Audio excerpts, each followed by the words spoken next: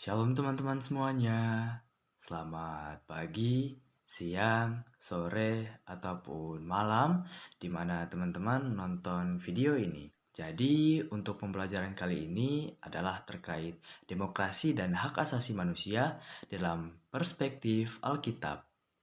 Untuk bacaannya akan kita bahas kali ini terdapat pada Kejadian 1 ayat 26 sampai ayatnya yang ke-30, 1 Raja-Raja 21 ayat 1 sampai ayatnya yang ke-11, Roma 3 ayat 9 sampai ayatnya yang ke-31. Oke, langsung saja kita membahas demokrasi dan hak asasi manusia dalam perspektif Alkitab. Demokrasi dan hak asasi manusia merupakan persoalan yang selalu diperdebatkan sepanjang masa. Sebagai remaja Kristen, kita memiliki kewajiban nih untuk menghargai sesama dan turut serta dalam mewujudkan HAM dalam kehidupan sehari-hari. Pembahasan mengenai demokrasi dan HAM dalam perspektif Alkitab bertujuan untuk memberikan bimbingan kepada kita mengenai demokrasi dan HAM yang mengacu pada ajaran Alkitab. Isi Alkitab dapat dirangkum dalam kalimat ini, yakni kasihilah Tuhan Allahmu dan kasihilah sesamamu manusia. Karena kasih kepada manusia, maka Allah menciptakan, memelihara, menyelamatkan, dan membarui manusia. Untuk itu, manusia dapat menanggapi penciptaan, pemeliharaan, penyelamatan, dan pembaruan Allah baginya dengan mengasihi Allah dan sesamanya. Prinsip kasih ini amat berkaitan dengan HAM. Intisari dari demokrasi dan HAM adalah jangan menyakiti sesamamu manusia. Dalam cerita Alkitab, kita dapat menemukan bagaimana Allah memperingatkan raja-raja yang memerintah untuk tidak merampas hak rakyat jelata, sebaliknya mereka harus melayani kepentingan rakyat. Para janda miskin, anak yatim piatu adalah orang-orang terutama yang harus dikasihinya dan juga dibantu. Bahkan dalam kitab Amos 5 ayat 21-24, Allah menolak untuk ibadah umatnya jika mereka tidak hidup adil dan benar di hadapan Allah dan sesama manusia. Melalui pembelajaran ini diharapkan kita bisa termotivasi untuk menjadi pelaku demokrasi dan juga HAM atau hak asasi manusia. Hal ini sangatlah penting apalagi pada zaman ini melalui berita di media maupun fakta kehidupan yang kita saksikan juga betapa manusia cenderung mempraktikkan kekerasan terhadap sesama kita. Dalam tindakan kekerasan baik fisik maupun psikologis, melalui kata-kata nih yang menghina maupun sikap yang merendahkan sesama, kita telah melanggar hak asasi seseorang. Di kalangan remaja, perkelahian dan tawuran merebak di mana-mana, bahkan sampai dengan aksi menghilangkan nyawa sesama nih. Mempelajari HAM dalam perspektif iman Kristen akan menolong kita untuk terpanggil mewujudkan HAM di dalam kehidupan kita. Oke, selanjutnya nih kita akan belajar tentang demokrasi dan HAM melalui cerita kehidupan. Untuk cerita kehidupan kali ini kita akan membahas cerita dari Aung San Suu Kyi. Ya, Aung San Suu Kyi. Siapa sih Aung San Suu Kyi dan dari mana sih asalnya gitu? Atau hal apa sih yang dia lakukan sampai kita harus belajar dari Aung San Suu Kyi ini? Oke, jadi kita langsung saja. Keruntuhan pemerintah Orde Baru diwarnai pula oleh berbagai konflik di berbagai wilayah Indonesia seperti di Ambon, Poso, Kalimantan Tengah, Timur, Papua, dan lain-lain. Di Aceh, pemberontakan rakyat Aceh akhirnya dapat diselesaikan dengan perdamaian nih. Namun di Papua rakyat masih terus bergolak menuntut hak-haknya. Kita dapat mempelajari tokoh-tokoh perempuan yang memperjuangkan HAM. Mereka mempersembahkan dirinya bagi penegakan HAM meskipun untuk itu mereka harus menderita.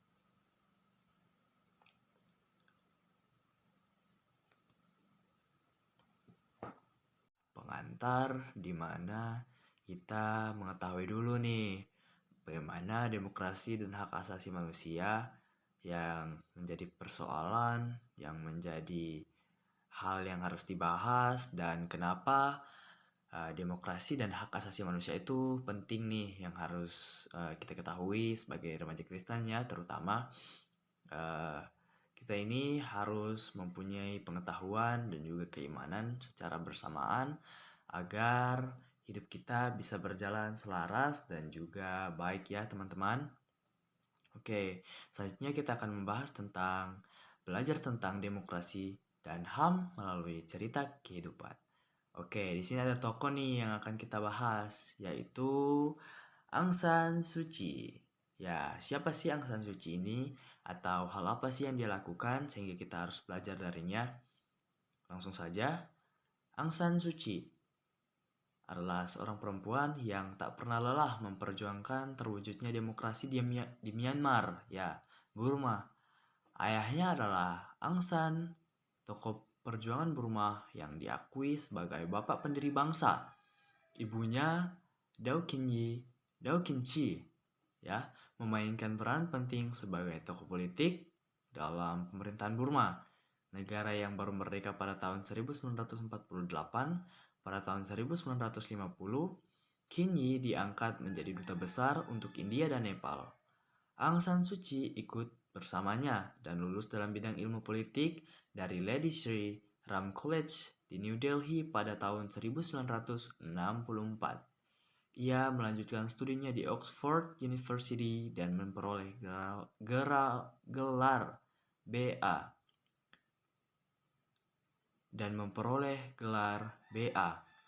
dalam filsafat politik dan ekonomi pada tahun 19.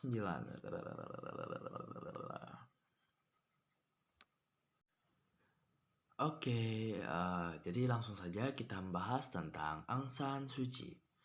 Aung San Suu Kyi adalah seorang perempuan yang tak pernah lelah dalam memperjuangkan terwujudnya demokrasi di Myanmar nih, Burma. Ayahnya adalah Aung San, tokoh perjuangan Burma yang diakui sebagai bapak pendiri bangsa. Ibunya Daw Khin Chyi memainkan peranan penting sebagai tokoh politik dalam pemerintahan Burma, negara yang baru merdeka pada tahun 1948. Pada tahun 1950, Khin Yi diangkat menjadi duta besar untuk India dan Nepal. Aung San Suu Kyi ikut bersamanya dan lulus dalam bidang ilmu politik dari Lady Sri.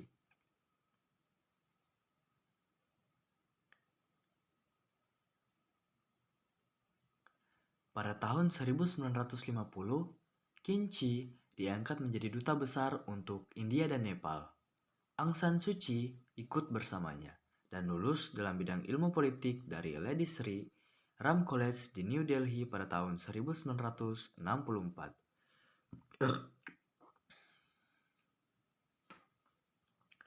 Kemudian, ia melanjutkan studinya di Oxford University dan memperoleh gelar BA dalam filsafat, politik, dan ekonomi pada tahun 1969. Dan setelah lulus, ia tinggal di New York City dan bekerja di PBB. Pada tahun 1972, ia menikah dengan Dr. Mikhail Aris. Pada tahun 1985, ia memperoleh gelar PhD dari School of Oriental and African Studies, Universitas London. Pada tahun 1988, Suu Kyi pulang ke Burma untuk membantu ibunya, dan karena ibunya sedang sakit, sehingga ia harus balik nih dan membantu ibunya. Namun kemudian ia terjun ke dalam gerakan pro-demokrasi. Suu Kyi kemudian tinggal di Burma. Suaminya berkunjung ke Burma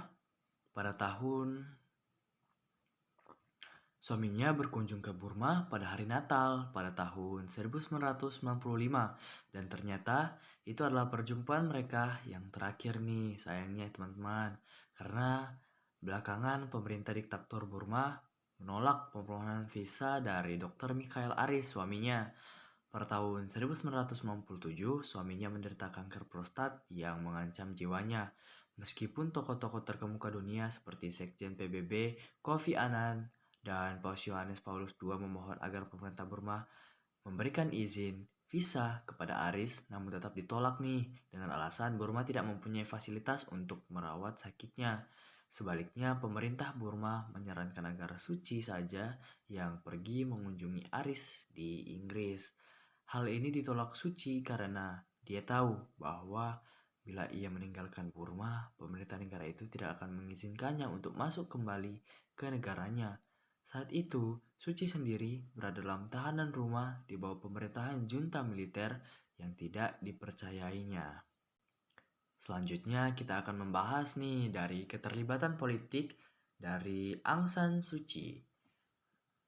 Langsung saja, Aung San Suu Kyi tidak pernah berencana untuk terjun dalam pergerakan politik di negaranya.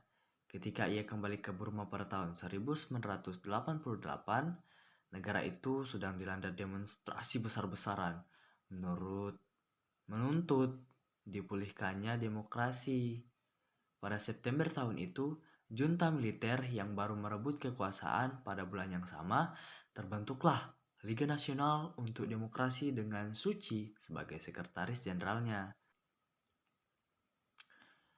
Suu Kyi banyak dipengaruhi oleh Mahatma Gandhi, khususnya filsafat Amisha yang menolak penggunaan kekerasan.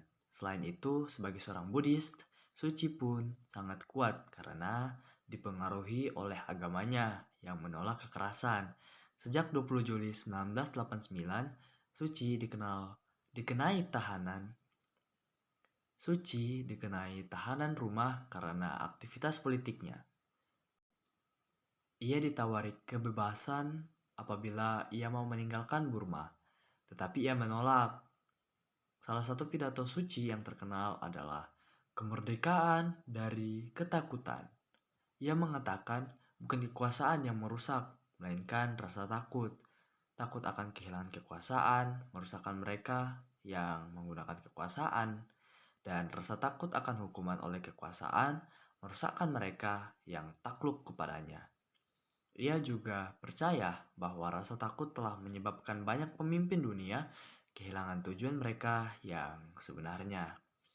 Penghargaan dunia terhadap komitmennya membela demokrasi dan hak asasi manusia tercermin dalam beberapa penghargaan internasional yang ia raih. Dalam kurun waktu 1990 sampai di tahun 2000, antara lain ia dapat meraih hadiah Thorolf untuk perjuangan membela hak asasi dari pemerintahan Norwegia pada tahun 1990, hadiah Sakharov untuk perjuangan ke arah kemerdekaan berpikir dari masyarakat ekonomi Eropa 1990 juga, hadiah Nobel Perdamaian 1991, Gandhi Award dari Universitas Simon Fraser, Kanada 1995, dan US Presidential Medal of Freedom AS tahun 2000. Kemudian menurut vivanews.com pada tanggal 10 November 2010, junta militer Myanmar atau disebut juga Burma telah melepaskan Aung San Suu Kyi, tokoh pro-demokrasi, dari tahanan rumah. BBC melaporkan Suu Kyi muncul menemui pendukungnya di rumahnya di Yangon, di mana brigade militer di sekitar rumahnya telah disingkirkan pada Sabtu 13 November 2010 sore waktu setempat. Peraih Nobel Perdamaian ini telah ditahan selama 15 tahun. Junta membatasi perjalanan dan kemerdekaannya, berkumpul dan memintanya berhenti untuk berpolitik. Suu Kyi seharusnya dibebaskan dari rumahnya tahun lalu. Namun karena sebuah kasus di mana seorang warga Amerika Serikat menyelinap masuk dalam rumahnya, penahanannya pun harus diperpanjang nih. Kemudian pada hari Minggu 7 November lalu, Myanmar menggelar pemilu untuk pertama kalinya dalam 20 tahun. Pemilu yang dikecam banyak pihak itu menghasilkan kemenangan partai politik yang disokong junta militer. Selama 15 tahun, dunia bagi Suu Kyi adalah sebuah rumah bergaya kolonial di University Avenue, Yangon, Myanmar.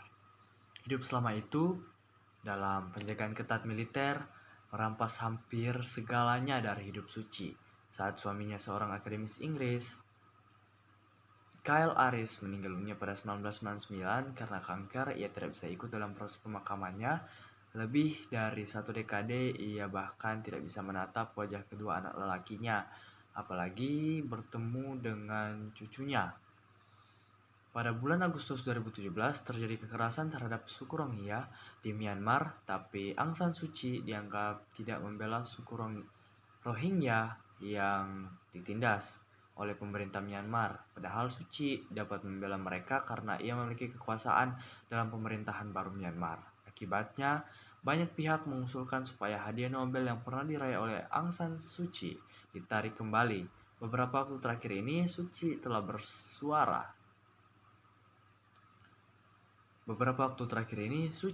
telah bersuara membela suku Rohingya.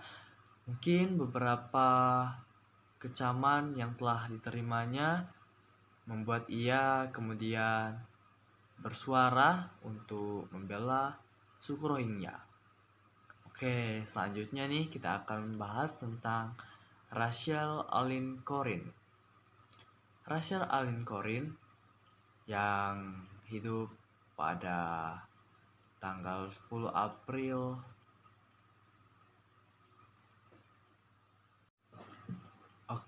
itu dari Aung San Suu Kyi. Pada akhirnya dia membela dari suku Rohingya dan dia tetap memiliki penghargaan-penghargaan yang ia dapatkan dari university tadi dan juga beberapa dari penghargaan-penghargaan Nobel ya, penghargaan dunia gitu terhadap dirinya.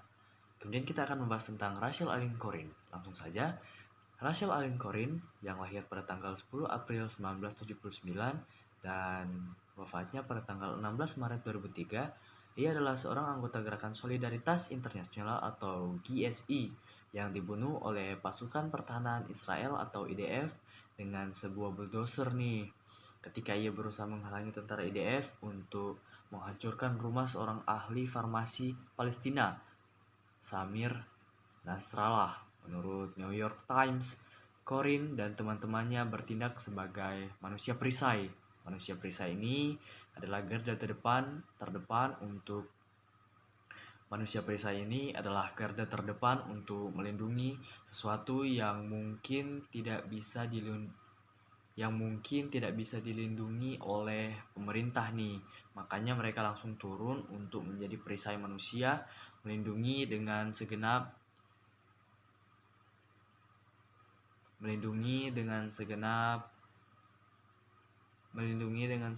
jiwa raga mereka nih. Corin adalah seorang mahasiswa di Evergreen State College di kota Olympia, Washington atau Amerika Serikat, AS ya. Ia mengambil cuti 1 tahun dan berkunjung ke jalur Gaza pada Intifada kedua. Setelah terbang ke Israel pada 22 Januari 2003, Corin menjalani latihan selama 2 hari di markas besar GSI di tepi barat, lalu berangkat ke Rafah untuk ikut serta dalam demonstrasi di sana. Di Rafah, Rachel bertindak sebagai manusia perisai dalam upayanya untuk menghalangi penghancuran dan peluncuran berbagai roket untuk menghancurkan rumah yang dilakukan oleh para anggota IDF atau yang kayak tadi, atau pasukan pertahanan Israel itu ya. Pada malam pertama, ia bersama dua anggota GSI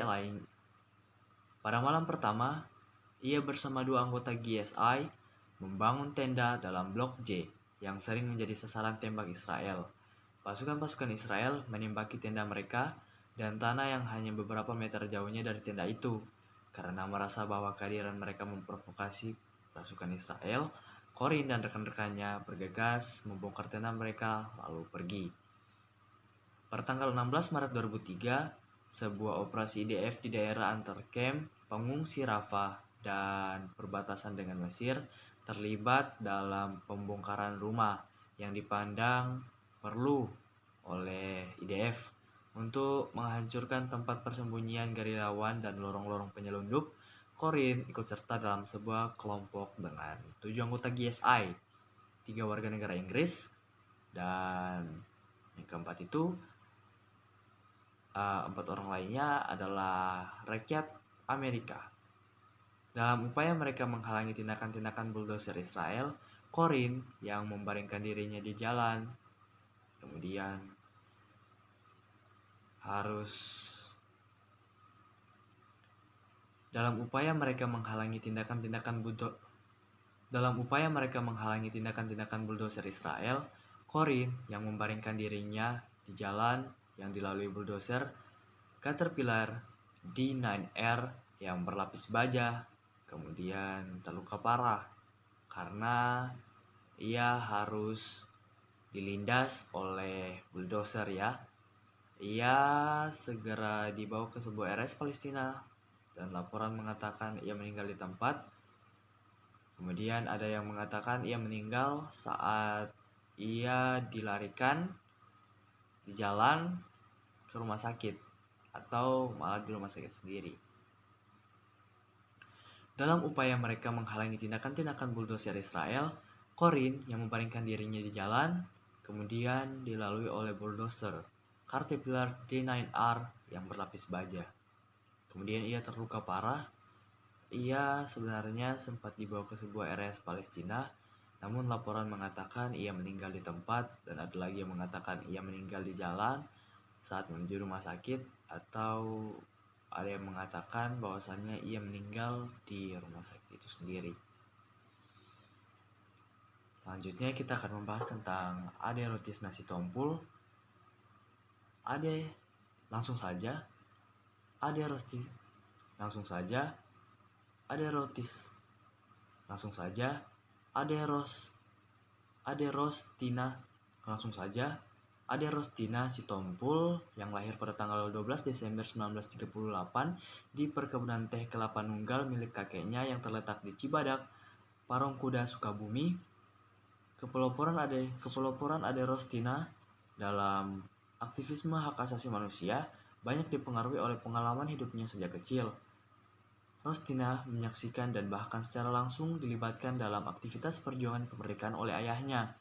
Ia mulai belajar gerakan tutup mulut dengan merahasiakan tempat persembunyian yang dibangun ayahnya di rumah. Ia juga dilibatkan sebagai kurir bagi para gerilyawan dengan membawa pesan di balik lipatan. Dari ayahnya juga Rostina belajar tentang kesetaraan dan keadilan sosial melalui pergaulan dengan kalangan kulit perkebunan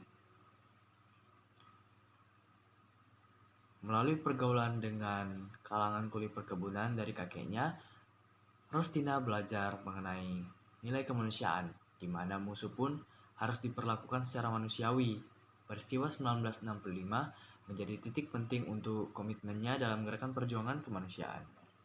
Kakaknya atau abangnya adalah salah satu pimpinan Persatuan Wartawan Indonesia yang pro atau mendukung Pak Soekarno. Kemudian ia ditangkap dan ditahan selama 9 tahun. Sahabat-sahabatnya juga mengalami nasib serupa. Menghadapi situasi ini, Rostina terdorong untuk menggalang bantuan berupa obat-obatan, mengirimkan makanan ke penjara, mengurus keluarga tahanan politik, dan dengan berbagai cara dan upaya menyelamatkan orang-orang yang diburu. Aktivitas ini menyebabkan ia diinterogasi berkali oleh para militer. Kegiatan pelayanan penjara yang dilakukan Rostina semakin terorganisir setelah ia bergabung dengan Yayasan Hidup Baru atau YHB yang didirikan oleh Jopi Lasut dan Jap Tiam Hien. Ade Rostina bersama Asmara Naban dan sejumlah tokoh HAM dan keagamaan lainnya membentuk Joint Committee for East Timors yang bertujuan untuk merespon situasi darurat akibat peristiwa Santa Cruz pada tanggal 12 November 1991.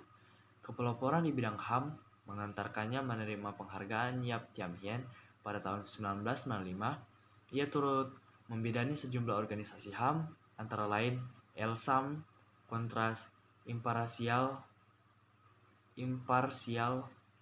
antara lain ELSAM, Kontras Imparsial, Pokastin, SHMI, dan Setara.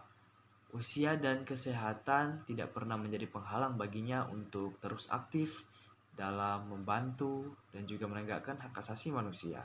Sampai menjelang akhir hayatnya, beliau terus aktif dalam bekerja dan berjuang bagi kemanusiaan.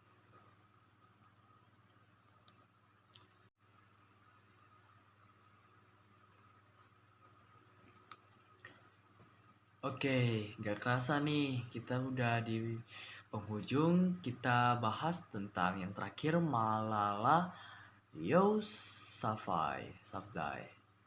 Oke, gak kerasa nih, kita udah ngebahas 3 dan ini adalah yang terakhir untuk manusia atau orang-orang yang hidupnya untuk masyarakat dan menegakkan hak asasi manusia. Yang terakhir ini namanya adalah Malala Yousafzai. Malala lahir pada tanggal 12 Juli 1997 sebagai anak pertama setelah ibunya mengalami keguguran. Saking miskinnya, ayahnya tidak memiliki uang untuk membayar bidan supaya menolong ibunya melahirkan. Dalam budaya Pakistan, terutama suku Pashtun yang merupakan campuran antara etnis Pakistan dan Afghanistan, kelahiran bayi perempuan adalah suatu kemalangan bagi keluarga. Namun, Ziauddin, ayah Malala, malah merayakan kelahiran anak pertamanya dengan mengatakan, "Saya melihat ke mata bayi cantik ini dan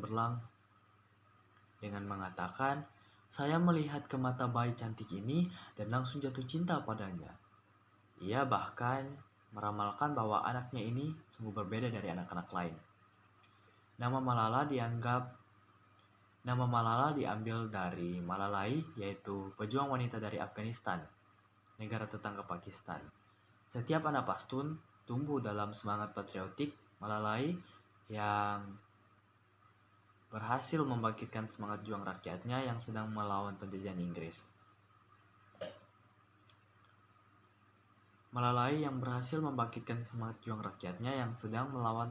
Inggris. Namun Malalai terbunuh dalam peperangan itu. Namun kematiannya justru membuat pejuang Afghanistan semakin gigih sehingga memenangkan pertempuran. Namun kakek Malala tidak setuju dengan nama itu karena memiliki arti menarik kesedihan. Ayah Malala tetap mempertahankan nama yang sudah dipilihnya karena berharap Malala tumbuh menjadi pahlawan bagi bangsanya, sama seperti Malalai dulu. Ziauddin Yousafzai memiliki idealisme untuk menghadirkan pendidikan bagi anak di Pakistan, termasuk untuk anak perempuan yang sebetulnya dianggap tabu untuk bersekolah.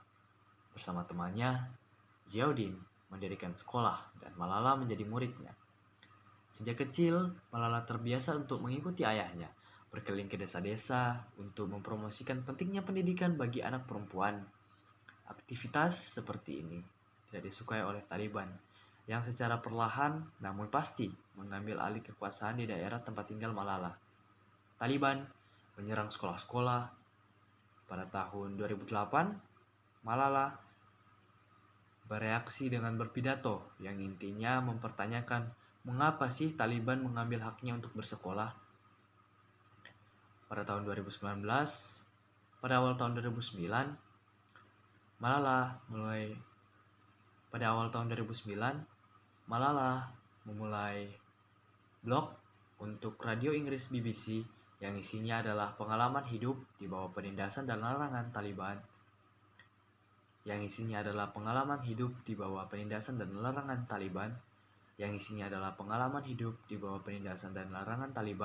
Untuk bersekolah. Awalnya penulisan blog ini berjalan lancar karena Malala memakai nama samaran yaitu Gul Makai. Namun pada bulan Desember 2009, nama aslinya mencuat.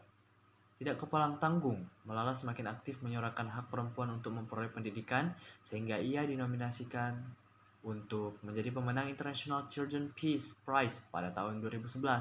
Selain itu, ia juga berhasil memenangkan National Youth Peace Prize pada tahun yang sama. Malala dan juga keluarganya tahu bahwa Taliban memberikan ancaman mati kepadanya. Mereka sekeluarga memang mengkhawatirkan keselamatan sang ayah yang merupakan aktivis anti-Taliban. Namun mereka menganggap bahwa Taliban tidak akan menyerang anak. Malala salah karena Taliban justru dengan sengaja menembaknya di kepala saat Malala dan teman-temannya berada di bis sekolah saat perjalanan pulang dari sekolah pada tanggal 9 Oktober 2012. Tembakan itu meleset dan mengenai dua temannya yang langsung terluka parah. Walaupun sebagian dari tempurung kelapa Malala diangkat untuk meredakan bengkak di otaknya, namun kondisi kritisnya menyebabkan ia dibawa ke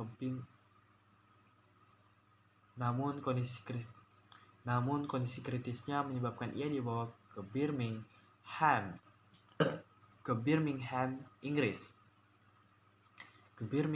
Inggris. Untung ia tidak mengalami trauma otak berkepanjangan dan mulai Maret 2013 ia dapat bersekolah kembali di Birmingham. Malala menuliskan autobiografinya berjudul I Am Malala, The Girl Who Stood Up for Education and Was Shot by the Taliban yang terbit pada bulan Oktober 2013. Sampai kini Taliban tetap melancarkan ancaman mati untuk Malala. Walaupun begitu, Malala dengan konsisten menyuarakan hak asasi manusia untuk perempuan untuk mendapatkan pendidikan dan bersekolah. Dengan pendidikan kaum perempuan dibukakan wawasannya agar dapat menjalani kehidupan sebagai manusia merdeka, tidak berada di bawah kekuasaan laki-laki ataupun tradisi. Dalam satu wawancara dengan Sheryl Sandberg pada bulan Agustus 2014, Malala menyatakan bahwa aku berada dalam masa di mana situasi dan keadaan memaksakanku untuk berani. Di sana ada ketakutan, teror, bom sepanjang waktu. Itu adalah saat yang sulit karena banyak sekolah yang dibom. Aku hanya punya dua pilihan, tetap diam dan menunggu terbunuh, atau bicara meski harus dibunuh. Dan aku memilih yang kedua. Keberanian inilah yang membuat Parlemen Eropa menganugerahkan Sakharov Prize for Freedom of Thought pada bulan Oktober 2013. Tahun 2013 ia juga dinominasikan untuk menjadi penerima Nobel Perdamaian. Walaupun tidak memenangkannya, tahun 2014 ia kembali dinominasikan untuk hal yang sama dan memperoleh sebagai pejuang untuk hak-hak anak memperoleh pendidikan. Namun dengan rendah hati, Malala menyatakan bahwa mendapatkan Nobel bukanlah tujuannya. Ia lebih suka bila dunia memberikan kesempatan bagi setiap anak untuk mengenyam pendidikan karena perdamaian yang sesungguhnya barulah tercapai apabila hak setiap orang untuk mendapatkan pendidikan diberikan.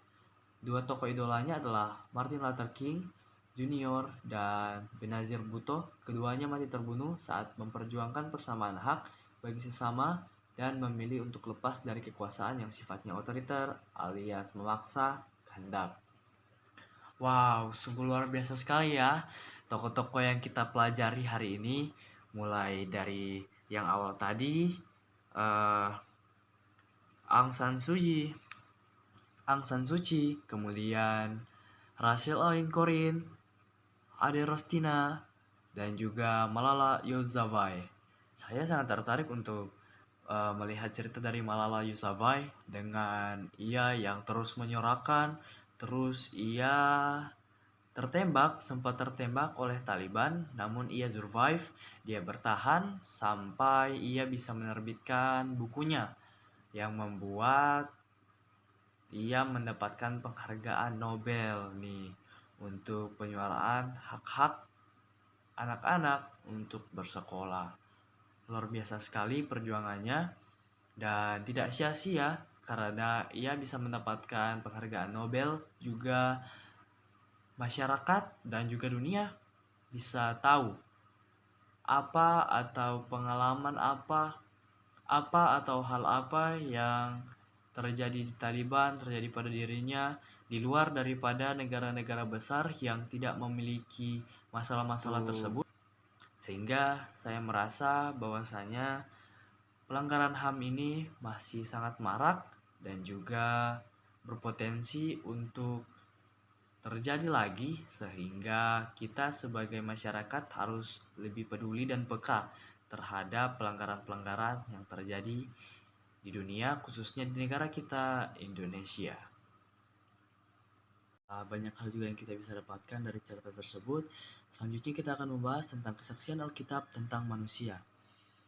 Kitab Kejadian pasal 1 ayat 26-30 menulis tentang penciptaan manusia sebagai makhluk bermartabat. Manusia diciptakan segambar dan serupa dengan Allah. Menurut John Scott, dalam bukunya Isu-isu Global menantang kepemimpinan Kristiani, martabat makhluk manusia diutarakan dalam 3 kalimat beruntun. Dalam Kitab Kejadian 1 ayat 27-28, pertama, Allah menciptakan manusia menurut gambarnya. Yang kedua, laki-laki dan perempuan diciptakannya mereka. Ketiga, Allah memberkati mereka lalu berfirman kepada mereka, penuhilah bumi dan taklukkanlah itu. Martabat manusia dikemukakan dalam 3 hubungan yang unik yang ditegakkan sejak penciptaan. Yang pertama, hubungan manusia dengan Allah. Menurut Scott, manusia yang diciptakan menurut gambar ilahi mencakup kualitas-kualitas rasional, moral, dan spiritual. Kualitas ini dengan sendirinya membedakan manusia dari binatang. Dan kemungkinan manusia berelasi dengan alam melalui kualitas rasional, moral, dan spiritual. Dengannya, manusia belajar untuk mengenal, memahami, serta taat pada perintahnya. Selanjutnya dikatakan, hak manusia untuk beragama, menyiarkan agama, menjalankan ibadah agama, kebebasan untuk berpikir, berbicara, mengambil keputusan menurut hati nuraninya, semua berada dalam kaitannya dengan hubungan manusia dengan Allah. Yang kedua adalah hubungan antar manusia. Allah menciptakan manusia sebagai makhluk sosial, sehingga dia juga memberkati relasi antar manusia, termasuk hal-hal yang berkaitan dengan akibat dari relasi atau hubungan itu. Dengan demikian, hak manusia untuk berelasi, bersahabat, menikah, serta membentuk keluarga, hak untuk berkumpul, mengemukakan pendapat, hak untuk menerima, diterima, dan dihormati tanpa memandang jenis kelamin, usia maupun status sosial, berada dalam lingkup hubungan antar manusia yang diberkati Allah. Yang ketiga adalah hubungan manusia dengan bumi dan makhluk lainnya. Manusia diciptakan untuk mengolah bumi, berkuasa atas makhluk-makhluk lainnya. Dengan demikian, manusia diberikan hak untuk bekerja, memiliki karir, hak untuk beristirahat, hak untuk memperoleh sandang, pangan, dan rumah yang nyaman dan sehat, hak untuk bebas dari kemiskinan, keterbelakangan, dan hak untuk menikmati udara dan air yang bersih. Selanjutnya kita akan membahas tentang implikasi terhadap hak asasi manusia. Implikasi dari 3 hubungan yang unik di atas adalah hakikat manusia sebagai makhluk bermartabat merupakan pemberian Allah. Oleh karena itu, tidak seorang pun dapat mengambilnya dan dari diri seseorang. Menurut Kip,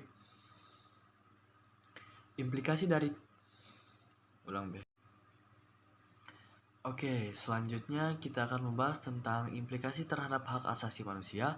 Implikasi dari 3 hubungan yang unik di atas adalah hakikat manusia sebagai makhluk bermartabat merupakan pemberian Allah. Oleh karena itu, tidak seorang pun dapat mengambilnya dari diri seseorang. Menurut kitab Amsal 14 ayat yang ke-31, siapa yang menindas orang lemah menghina penciptanya.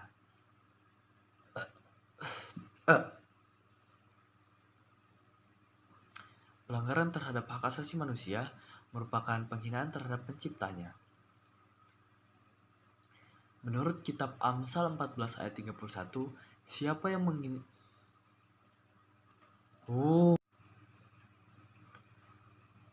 Menurut kitab Amsal 14 ayat yang ke-31, siapa yang menindas orang lemah menghina penciptanya. Pelanggaran terhadap hak asasi manusia merupakan penghinaan terhadap penciptanya. Dalam Alkitab Perjanjian Lama, banyak raja yang jatuh karena menerima hukuman Allah akibat mereka berlaku semena-mena terhadap rakyatnya. Raja Ahab yang telah merampas kebun anggur Nabot menerima hukuman.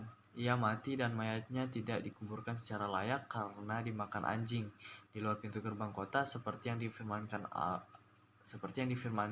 Allah.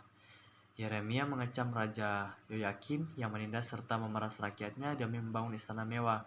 Kitab Amos, Mika, dan Yeremia adalah kitab-kitab yang berisi seruan serta peringatan para nabi terhadap pemerintah, para pemimpin maupun rakyat yang bertindak tidak adil terhadap mereka yang lemah dan juga miskin. Ketaatan kasih Ketaatan, kasih, dan keadilan selalu menjadi hal penting dalam sejarah hubungan antara manusia dengan Tuhan, Sang Pencipta. Jika manusia melakukan kejahatan terhadap sesamanya, maka Allah akan menegur dan menuntut pertobatan dari manusia, dan jika manusia tidak bertobat, maka akan datang hukuman. Sebaliknya, jika manusia sadar akan kejahatannya, kemudian bertobat, maka akan terhindar dari hukuman. Dalam cerita Alkitab, umumnya, raja yang menyalahgunakan kekuasaan dan otoriter cenderung melakukan penindasan terhadap rakyatnya. Alkitab banyak membahas tentang raja atau pemerintah yang harus mengabdi pada kepentingan orang-orang yang dipimpinnya, serta memperlakukan kasih dan keadilan. Contohnya Raja Daud yang bersikap rendah hati dan menghormati Raja Saul meskipun ia berlaku jahat terhadapnya. Kemudian Raja Salomo yang bersikap adil dan bijak terhadap rakyatnya. Selanjutnya adalah perdebatan mengenai hak hidup. Arti terdalam dari hak asasi manusia adalah pengakuan terhadap kebebasan dan kemerdekaan manusia yang telah dianugerahkan Tuhan Allah sejak seorang mulai bertumbuh dalam kandungan ibu. Oleh karena itu, segala macam upaya untuk menghancurkan serta menghilangkan kehidupan serta kebebasan manusia merupakan pelanggaran hak asasi manusia. Yang pertama, hukuman mati. Hukuman mati adalah hukuman yang dijatuhkan kepada seorang yang dianggap melakukan kejahatan yang berat. Nah, saat kita mendengar hal ini, kita akan bertanya, bagaimana dengan kasus hukuman mati, aborsi, dan euthanasia? Jadi, kita akan membahas hal tersebut, di mana yang pertama, hukuman mati. Hukuman mati adalah hukuman yang dijatuhkan kepada seseorang yang dianggap melakukan kejahatan yang berat, seperti pembunuhan yang kejam dan sadis, pengkhianatan kepada negara atau makar, dan di beberapa negara seperti Indonesia, menjual atau membawa narkoba. Hukuman mati diyakini akan membuat orang lain takut dan tidak akan melakukan kejahatan serupa. Selain itu, terjadi berbagai kasus ketika orang yang tidak bersalah dijatuhi hukuman mati. Berbeda dengan hukuman penjara bila seorang sudah dieksekusi atau hukuman itu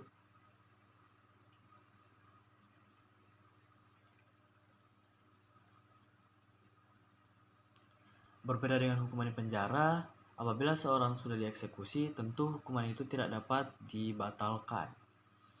Yang kedua adalah aborsi. Aborsi atau pengguguran kandungan adalah praktik menghilangkan janin yang ada dalam kandungan. Gereja Katolik menentang praktik ini dan menganggap semua bentuk aborsi sebagai pembunuhan. Banyak gereja Protestan juga menentang praktik-praktik ini apabila dilakukan secara sewenang-wenang dan tidak bertanggung jawab. Misalnya seorang remaja perempuan yang hamil karena berperilaku seks bebas, hal ini karena ia merasa belum siap atau malu oleh cemooh orang-orang sekitarnya. Terhadap orang-orang seperti ini, orang Kristen mestinya bersikap lebih terbuka dan mau menolong remaja ini agar ia dapat mempertanggungjawabkan perbuatannya dengan baik.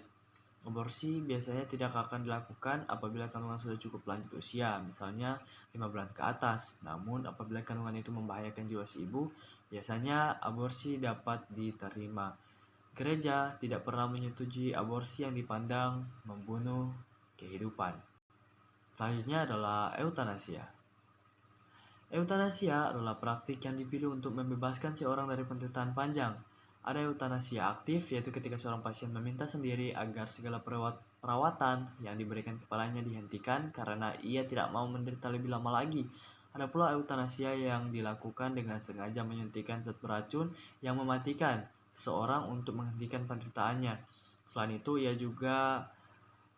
itu, ada juga euthanasia pasif, yaitu ketika keluarga si pasien sudah tidak dapat lagi bicara atau sudah tidak sadar lagi.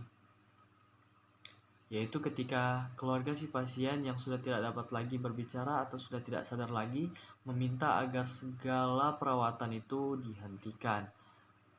Pertanyaan yang muncul di sini ialah, apakah arti dari tindakan ini? Karl Barton pernah menulis tentang hal tersebut. Ia bertanya, dalam proses ini kita perlu menyelidiki apakah kita sedang mencoba menyambut nyawa yang Tuhan ingin pertahankan ataukah justru malah menahan nyawa yang Tuhan ingin cabut. Dalam hal ini terlihat dalam kasus Terry Schifano. Hal ini terlihat dalam kasus Terry Schiavo. Hal ini terlihat dalam kasus Terry Schiavo yang mengalami koma selama 15 tahun sejak tahun 1990 sampai 2005. Suaminya ingin menghentikan semua perawatan medis yang diberikan, sementara orang tua Terry menolaknya. Mereka mengklaim bahwa Terry masih dapat berkomunikasi tandanya ia masih hidup.